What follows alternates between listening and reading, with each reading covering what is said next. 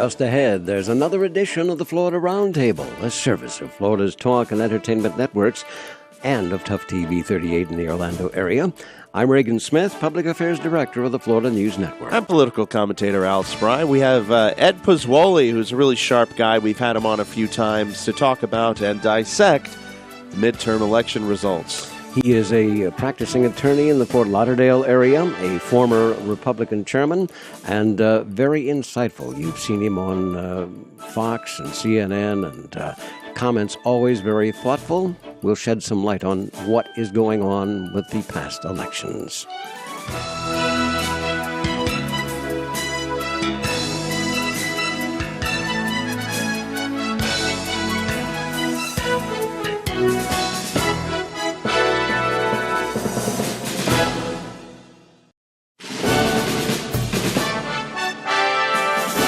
This is the Florida Roundtable, a service of Florida's talk and entertainment networks. I'm Reagan Smith, Public Affairs Director of the Florida News Network. And I'm political analyst and Man About Town Al Spry. It's great to be here, Reagan, as always. Always a pleasure, sir. And I wanted to give you the opportunity. I said we're also seen on Tough TV 38. Tough TV 38 3 times a week, Wednesdays, Saturdays, and Sundays at 9 a.m. You can get Tough TV 38 over the air for free, HD quality. And you can also pick us up with some certain cable networks like the Summit Broadband Network, Channel 69. And if you want to get us on Bright House or DirecTV, just call your cable operator, dish operator, and tell them you want your Tough TV. Yeah, exactly. It's that simple. So here we are. The dust is finally settling out. Looks like there is one U.S. Senate seat left to be decided. I had predicted that the Republicans could win up to 10 additional Senate seats. It looks, well, they've got 8 for sure. And if they win in Louisiana, which looks probable, they will get 9. Louisiana is one of those states. Unlike Florida, when a third-party candidate runs in Louisiana, if nobody gets 50% plus 1, they have to have a runoff. Right. And so that's the situation. The Republican won the race on election night, defeating the incumbent senator, the lady Democrat. Landrieu, yeah. But there was a third-party candidate. So on it will be December 6th before Louisiana's finally decided. Looks like, they interviewed former President George W. Bush on Sunday, and says his brother is 50-50 about running for president. A less bullish outlook than Jeb's son recently projected. The quote is, "It's a lot of speculation about him. I occasionally fuel the speculation by saying that I hope he runs," George W. Bush said on Face the Nation. "I think it's 50-50. He and I are very close. On the one hand, on the other hand, he's not here knocking on my door, agonizing about the decision. He knows exactly, the ramifications on family, for example. He's seen his dad and brother go through the presidency." Interesting. Right. Yeah. Well, we'll wait another day to see how that one goes. That's for sure. And I don't know if the GOP really wants another Romney run. I think they're kind of burned down on Romney. So who do you choose? Well, and there's a lot of them out there, I mean, and we're a long ways away yet. And many of these fellas in both the Democrat and Republican sides have plenty of time to stick their foot in their mouths. I said that, didn't I? Marco Rubio and Paul Ryan are developing a health care alternative to Obamacare, a proposal that could get more traction under a Republican-controlled Congress. But, of course, the president will veto it. So this is their chance to posture the next 2 years. But really, not much will get done, just like it hasn't gotten done in the last 4 years, Reagan. Well, I think you're absolutely right on that. But having said that, it's an encouraging sign, now with the Republicans controlling both houses of the Congress, if they intend to make a race out of it in 2016, they need to show that they have programs and that they can lead. And instead of them being the party of no, the president becomes the leader of the party of no with all the vetoes. Sure. So put the shoe on the other foot. We never have the parties of yes anymore. It's always the parties of no. Yeah. Speculation, too. Now Rick Scott's going to be around for 4 more years. Jeff Atwater was the big vote getter in the cabinet races for the Republicans. Does that put him out front? I haven't heard him say But, the last several times, Bill McCollum was in the Florida cabinet when he lost in the primaries to Rick Scott. That's where many of their candidates seem to come from. Yeah, that's interesting. We'll have to see what that bench looks like in a couple years. Yeah. He has 4 more years, of course. Rick Scott won despite losing ground with Hispanics. That should be noted. Yeah. The 3 states with the largest number of Latino voters had contests, and Rick Scott won re-election despite losing Hispanic vote to Charlie Crist by a margin of 38 to 58%. That's something they have to look at. That is a big margin. Yes, it is. Well, we'll get into some of this in depth. We are going to be joined here in just a couple of moments by a former Republican chairman. He is a practicing attorney in the Fort Lauderdale area. His name is EdPozzuoli. He's been here before. You've seen him on Fox. You've seen him on CNN. Always insightful and some thoughtful analysis of the 2014 midterm elections. I'm Reagan Smith. I'm Al Spry. We'll continue in a moment. This is the Florida Roundtable, a service of Florida's Talk and Entertainment Networks. I'm Reagan Smith. I'm Al Spry. And Al, as promised, we are off to Fort Lauderdale, where we are joined by Republican stalwart and longtime political analyst. You have seen him on the TV. You've heard him here on this show before. And attorney at law, EdPozzuoli. And Ed, welcome back to the Florida Roundtable. Good morning, gentlemen. Appreciate you having me again. Well, it is always a pleasure. And I guess, our conversation today going to center around the off-year elections. And I saw President Obama on Face the Nation. And Bob Schieffer said, Mr. President, can I ask you what happened on Election Day? And Obama looked at him and said, we got beat. So I hope we have more to talk about than just that, Ed. Yeah, I watched that interview too, and they made a good point. Obama this is the second time they've got a drubbing, as they call it. They got one in 2010. Now they got it in 2014. Let's talk about what your take is on the short-term and long-term repercussions from this midterm election. From a national perspective, I mean, look, it's a real clear Obama's policies were, in fact, on the ballot, and they resoundingly, the voters spoke, and I'm hoping that the White House understands what this means. We'll see. Because, as you know, the president has already threatened to, by executive order, impact immigration without including the Congress. And that would be a little bit sideways from what the voters said. So we'll have to see what the president actually does now. But it's clear just overall that Americans basically unanimously across the board, across every state, rejected the Obama administration policies. Which policies specifically did they reject, in your thoughts? Well, a couple things. One is Obamacare. I think clearly that was an issue. Second was the inability of the president to lead in international affairs, as he's been criticized for leading from behind. I think that's the perception. Third is economically. I don't think that people believe that he is truly focused on creating jobs and creating a solid economic environment for businesses and jobs to grow. So, as an example, Keystone Pipeline is still stuck in the mud after all these years, and all those job opportunities that Keystone would have created several years ago are now lost or haven't been put in place. And so the president still has an opportunity to make that happen. I think you're going to see a Republican-led Congress now try to push on that, among other issues. Do you think that it's the presentation is a big part of this? Because if you look at the current economic conditions, you have a stock market at all-time highs. You have a unemployment rate under 6%. You have job creation, job growth for I don't know how many months, but about 200,000 jobs a month. Isn't this something that the Democrats should have stressed more? Why are they not communicating? Because to me, that sounds like pretty good news, It is pretty good news, and it's pretty good news, and I would suggest to you that's the main reason why Governor Scott won re-election in Florida. He's clearly been out front on those economic and job creation issues for the state. He's clearly been the main advocate for the state, both nationally and internationally, to bring new business into Florida. And so that, I think, played a key role in the Florida governor's race.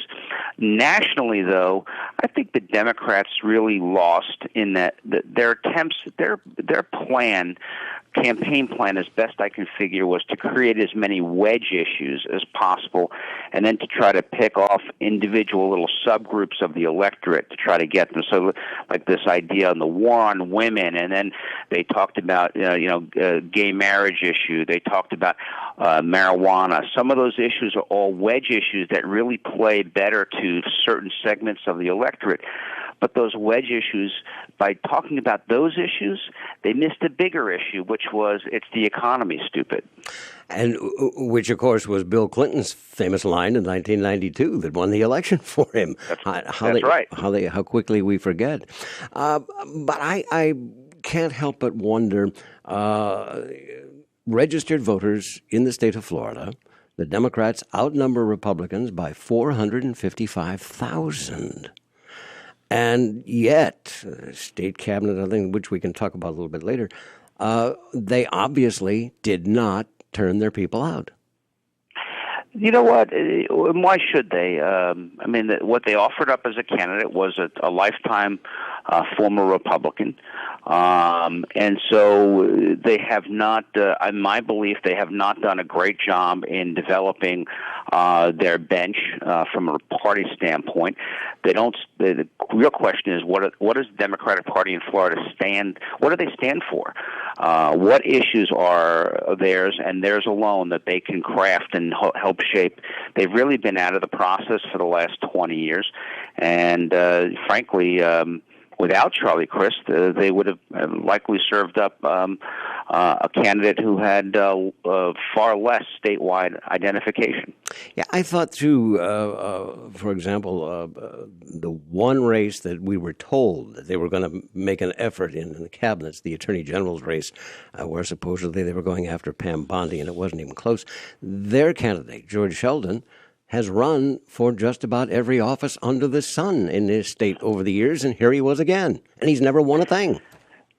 And there he was again. And so what they had is essentially a someone who converted to the Democratic Party just recently, relatively recently, on the top of the ticket, and then essentially a retread for the Attorney General. And let's talk about why they didn't really place any competitive race against Jeff Atwater for CFO or Adam Putnam for Ag Commissioner, and so they just didn't have the candidates. And so and I don't see that changing anytime soon, because the results in Florida were fairly overwhelming Republican. The Republicans gained in both the state House and the state Senate. They have essentially a supermajority in the state House, and of course they took from the governor on down on the cabinet posts. Now that supermajority business in the House, that's over the history of Florida, that's very uncommon.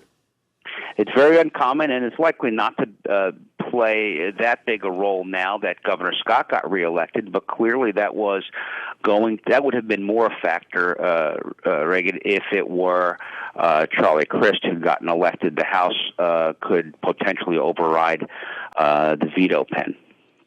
You know, I want to make a point that I'm not sure what people are expecting from the voting the R. What do you think people really want? Is it just pure change for change's sake? Throw the bums out. We see this every few years, and then they'll vote the Democrats in, and then nothing really changes, and then they'll vote the Republicans in, and nothing really changes, et cetera, et cetera. What do people want this time, do you think, in Florida and nationally? Well, I think nationally the message was we want the Congress and Washington to focus in on what's important, and what's important is the economy. And so I think that is really what's important. Every other issue, maybe except for national security issues, doesn't really pales in comparison. So if you look at the polling, when you talk about what's important to people, immigration is an example. A lot of it's talked about, but from an important standpoint nationwide, it's down the list. To me, immigration is more of a wedge issue anyway. Right.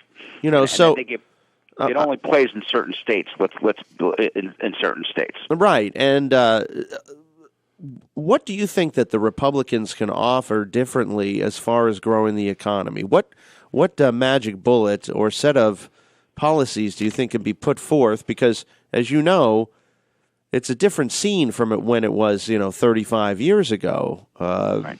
We don't have a strong manufacturing base in the country anymore. We don't have the ability to develop a lot of new jobs because every time a new job is developed, the companies find it's cheaper to outsource these new jobs. So how do you do it? What is it all smoke and mirrors, or is there really a plan that you think can be put forth to create new jobs? Well, I do think there is something that Washington can do, and I do think that let's face it, Republicans were given the football Tuesday night, and now they have to do something with it. And if they don't, a couple of years from now, whether it's in 2016 or 18, if Republicans do not produce, they're going to be held accountable.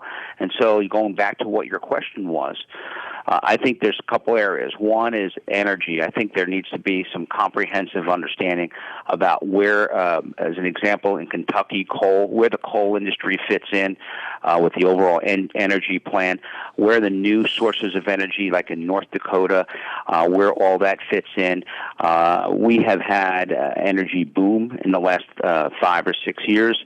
And so I think there's some real opportunity there to move and have some level of encouragement around real key issues. If you don't like fossil fuels, then let's move to nuclear. But to go ahead and incentivize operations around some of the wind and solar, maybe that's a little too early. So I think there's some of that. I do think the Keystone Pipeline is a key issue. I think that has to be put in play right now. The watering down of Obamacare or the overturning of Obamacare clearly is going to be an issue, but they can certainly start with the surgical implant and tax and getting rid of that. I think that's important. That has some bipartisan support. I also think, from an immigration standpoint, a good place to start would be to begin to increase the security around, particularly our southern border in Texas and in the southwest section of the country. I think those things everybody can get around. And lastly, I think there needs to be a true conversation about how we bring corporate tax rates down and encourage American businesses, international businesses, to bring their money back into the United States. So I think there needs to be a conversation around those issues. I tell you what, Ed, we're going to take a pause along our network line here for just a moment or two to allow the stations to ring the cash register, as it were. I guess that's something else we need to be talking about, the influence of big money on the voting that just occurred. So we'll talk about that. We'll get to that. I want to talk about Debbie Wasserman Schultz and where she's going, or what you see in the tea leaves for her. But let us remind folks that this is the Florida Roundtable, the service of Florida's talk and entertainment networks, and in the Orlando area of TV 38, Tough TV 38. I'm Reagan Smith. I'm Al Spry. Our very special guest from Fort Lauderdale today is attorney EdPozzuoli. He is a Republican stalwart. We'll be back in a moment. From Pensacola to Key West and all points in between, you're listening to the Florida Roundtable, a service of Florida's talk and entertainment networks, and in the Orlando area of Tough TV 38. I'm Reagan Smith. I'm Al Spry. And our guest this day from Fort Lauderdale is attorney and longtime Republican official EdPozzuoli. Ed, early on election evening, The Crist campaign went to court in Broward County. They were complaining about there being voting irregularities and problems there in Broward. You were in the courthouse. What happened? I was, and frankly, there was no need for what they were complaining about. They were just trying to extend the polls. Their request was to extend the polls to 9 p.m. Of course, it creates all kinds of other issues as to why, if that were to happen. The judge ultimately agreed not to extend the polls, and for some basic reasons. One, 250,000 folks in Broward County had already voted prior to election through absentees and through early voting, and turnout was generally light on Election Day, so another couple 100,000 voted on Election Day, but that was over 600 precincts, so there really weren't a whole lot of issues. And sometimes people forget that when you exercise your constitutional rights, sometimes you have to be able to work through if there's an issue with the machine that went down. They have to wait for 5 or 10 minutes for them to queue it back up. Sometimes you just have to. Sometimes exercising your constitutional rights can be slightly inconvenient, but it doesn't mean anybody's rights were violated. And ultimately, the judge denied the Crist campaign's request to extend the polls. Reagan talked earlier, and the last time we will cover this, about big money influencing the elections, and this is a new force now in elections. When I was younger, and when you guys were younger, we didn't see this type of money. We saw a lot of public financing, public campaign financing. I thought it was interesting about the medical marijuana bill, amendment, I should say, because you had almost 60% voting for it. It needed a 60% to win. It was 57%. Amendment 1 passed by 75%. You had Sheldon Adelson, who is a gentleman who's a billionaire from Nevada, put $4 million of his own money to block this amendment. When I asked some folks about that, the understanding was he wants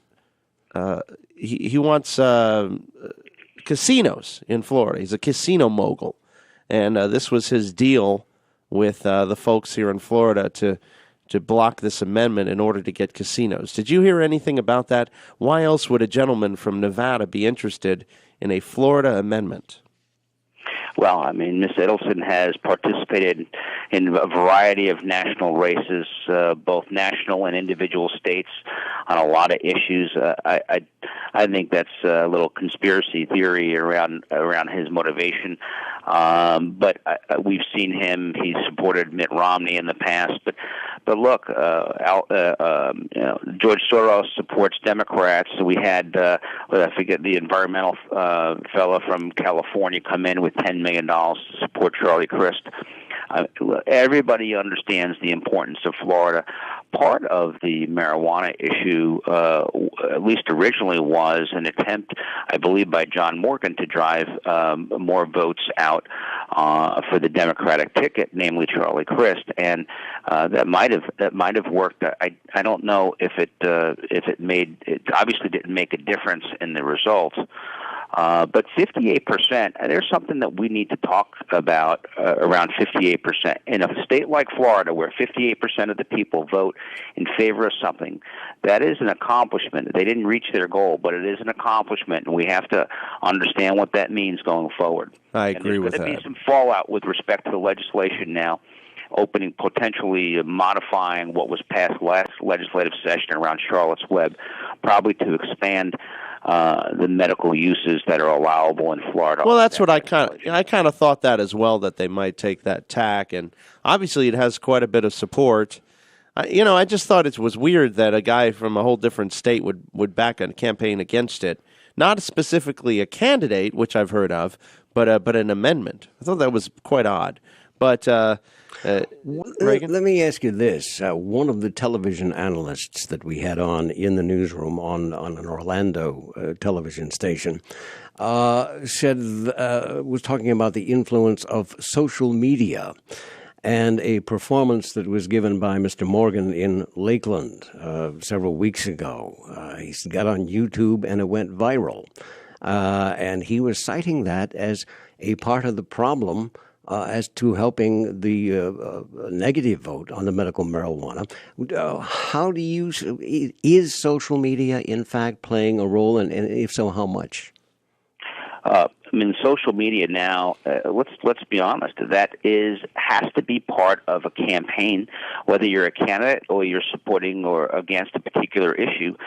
Social media is playing a greater and greater role. In fact, there is a study that shows the millennials get most of their information not from traditional television or radio. They're now getting it via social media. BuzzFeed and Twitter and Facebook are now key sources of political and other information, and so candidates cannot ignore that. I have to tell you, I am old line newsman, been doing this an awful long time, probably longer than some of our listeners have been alive.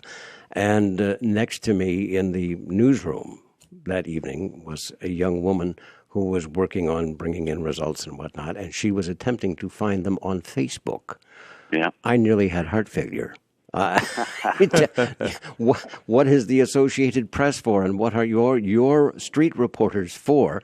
I never heard of that. Well, I don't think she did very well with it, but there it was. Right, that's where the comfort level is. Right next to me in the newsroom, and I'm like, I don't believe this. The comfort level is with those type of media, and with I think there's a lot of distrust for the traditional media. I think that's a lot of it. Apparently so. More young people get their news from The Daily Show than they do from the big four networks. Yeah.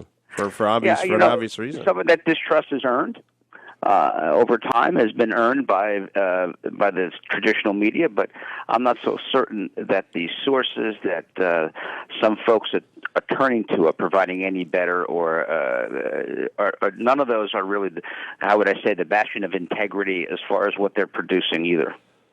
Let me surprises on election night, Ed. I'd gone out on a limb and told people that I thought that the Republicans could pick up as many as 10 seats in the United States Senate. Right now, apparently they've got 8 definite, and it looks like they're going to get Louisiana, which would give them 9. Were there any surprises for you? Well, clearly the biggest surprise that I saw outside of the state was the Illinois governor race, where the Republican Reiner won. And to me, that's key because, after all, that is President Obama's home state. And the race was highly competitive. Democrat incumbent governor was fairly popular and very organized and well-financed, but still lost. And so, to me, that was sort of a bellwether of the evening that said there's something going on in the country that is totally rejecting both the policies and the manner of leadership that the president is providing.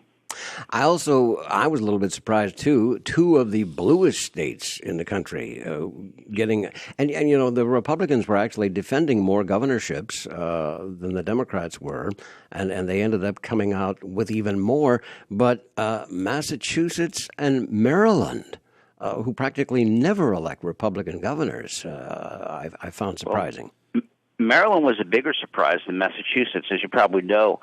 Massachusetts flirts with a Republican governor every 5 or 10 years.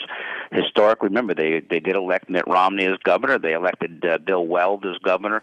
And so they have a little bit of history to going back to a Republican governor when even for that liberal a state, things get out of control and they want their fiscal house to be better, to be more in order, so they elect a Republican for a while.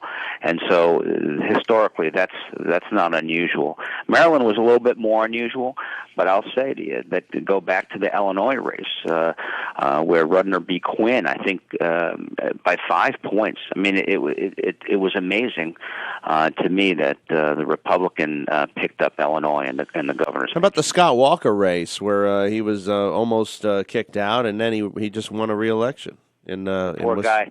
Poor Scott Walker has been on the ballot, 3 times? He stood before Wisconsin voters over the last 4 years, and each time he's turned back whatever challenge that he's faced. Well, once again, it is time for us to take a little bit of a pause along the network line here. Let us remind you that you are listening to the Florida Roundtable, the service of Florida's talk and entertainment networks. And in the Orlando area, we are seen on Wednesday, Saturday, and Sunday morning at 9 on Tough TV 38. I'm Reagan Smith. I'm Al Spry. Our very special guest is EdPozzuoli, an attorney in Fort Lauderdale, a former Republican official of the state. We are analyzing what in the world happened in these midterm elections, and we will continue our conversation following these messages.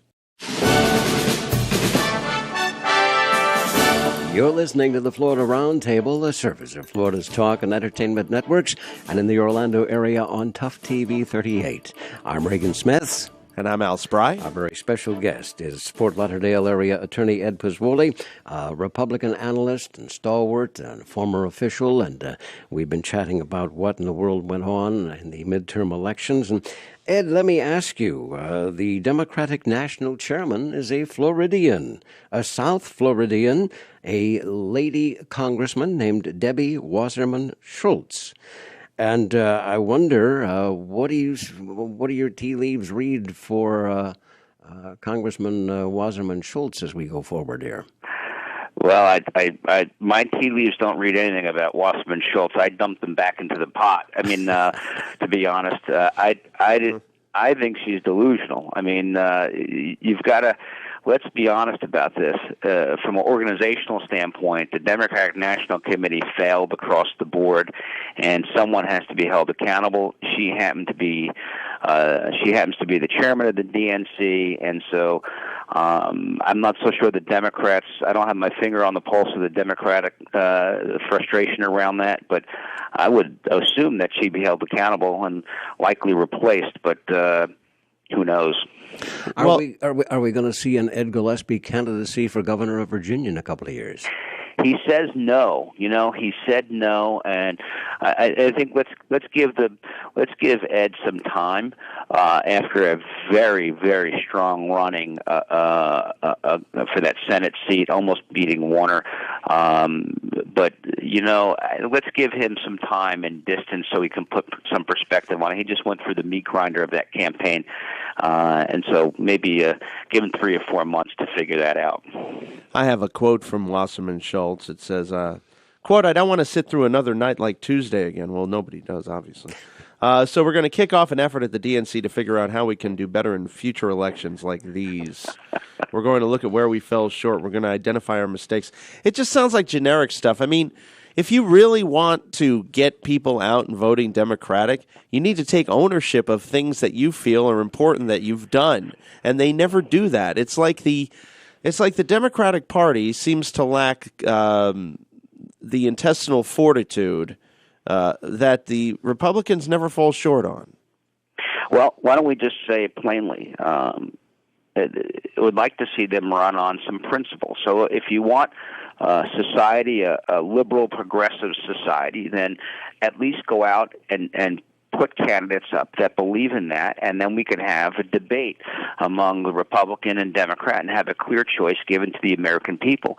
Instead, what we've had is she has, in my view, the first road to recovery is acceptance of what is.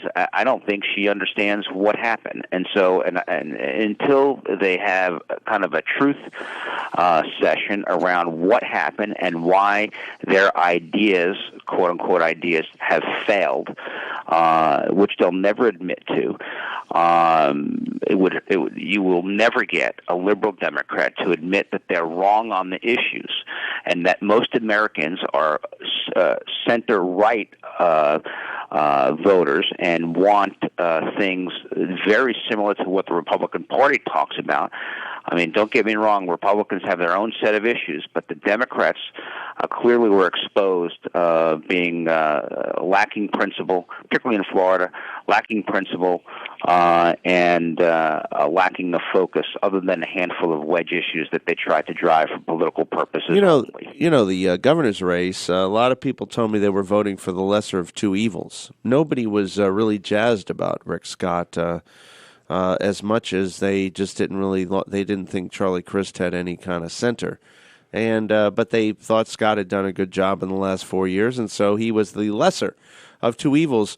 But that's not really the way people should be voting. They should be voting for a candidate that's inspiring them, a candidate that's coming forth. I don't think we really saw that in this race. Everyone I talked to didn't like either of these guys that much. Right. And well, I think it's fair. That's a fair. It's a fair analysis. The real question is that Rick Scott. Let's leave aside the inspirational issue, but Rick Scott has led on some clear and concise principles. He has focused on creating an economic environment in Florida that creates jobs. He's put additional monies into K-12 and higher education. He's made education, particularly on the higher ed side, a focus to keep tuition down. I think all those things are very important, and he's been singularly focused. So if you don't like those principles, then your choice, you chose somewhere else. You voted for Charlie Crist. The problem that Democrats had is that they had a hard time attacking Rick Scott's actual record. They attacked his personality. Clearly, the governor is not your typical politician. Clearly, he wasn't as smooth on the stump as Charlie Crist was. And so, there's some issues around that were created by the Democrats. But in the end, it's a close race. Florida is still a purple state when it comes to that. And so, a close race as long as you can. A win is a win, and but I do think that just overall, from a Democratic thematic standpoint, they have a lot of work to do to figure out really what they believe and how they lay it out to the American public. Very well said. And on that note, Ed, we're going to have to call a halt to our proceedings here. But EdPozzuoli in Fort Lauderdale, Republican analyst and former chairman, it is always a pleasure to have you with us on the Florida Roundtable. The jockeying begins, and we invite you to come back and do this with us again soon. Well, I appreciate the time, and I look forward to coming back. Thank you, guys. This is the Florida Roundtable. I'm Reagan Smith. I'm Al Spry. And Al and I will be back with a brief closing thought following these messages.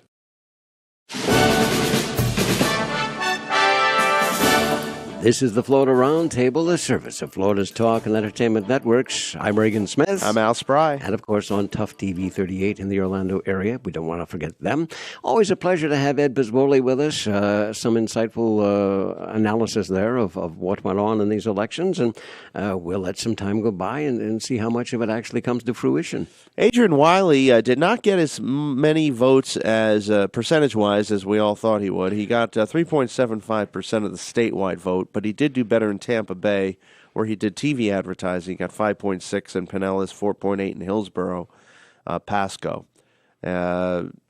So, apparently, I liked his ideas, but, without the money, you can't win these races. And most of the polls were showing him 7 and 8%. Right. So apparently either the polls were a little bit off or folks at the very last minute changed their minds and decided to go elsewhere. But a respectable showing. Yes. Also, Marco Rubio said he'll make his presidential decision in weeks. He's nearing a decision. For me, the quote is, he said on a Colombian radio show, the decision is made based on the following. I have my agenda that I've talked about for more than 4 years, and the decision that I have to make is where the best place to advance this agenda as a presidential candidate or continue with the majority of the Senate. That's a decision I will make in the coming weeks, along with my family, because it requires a whole series of things. It does, and boy, being from Florida, here we are, the third largest state, and we have never had a candidate for a national ticket, president or vice president, and multiple Democrats tried, the last of them being former Governor and former Senator Bob Graham, right, who ran in Iowa, where they said, Bob who? I think he got through one primary, and that was the end of it. Yeah, he didn't have enough. Marco's got a really tall mountain, but being the third largest. Well, he's Hispanic, and of course that pulls the Hispanic vote. Remember, Reagan, 1/3 of the country is going to be Hispanic. So, Well, we'll It's something see. people have to keep an eye on. I see him more in a vice presidential slot. I really do. But time we're still. Well, 2 you have to years run away. for president to get the vice presidential slot. Usually, not always. It's a pretty good rule. So, well, I tell you what. Why don't we say thank you to our folks along the network line today, our 80-plus stations around Florida, and on Tough TV 38 in the Orlando area. It is always a privilege to come into your home. We'll thank you for your time. I'm Reagan Smith. I'm Al Spry. We invite your comments. We'll see you next week with another edition of the Florida Roundtable. You've been listening to Florida Roundtable, a weekly look at issues and problems of concern to Floridians from a state, national, and international perspective. Presented by the Florida News Network with your hosts, Reagan Smith and Al Spry. The views and opinions expressed during the preceding program are solely those of the participants and not necessarily those of this station's ownership, management, or sponsors of FNN. Your views and opinions are welcome. Address your card or letter to Florida Roundtable in care of Reagan Smith, 2500 Maitland Center Parkway, Suite 407, Maitland, Florida, 32751. Or you may email reagansmith@fnnonline.com. Thank you for listening, and please join us again next week for another edition of Florida Roundtable.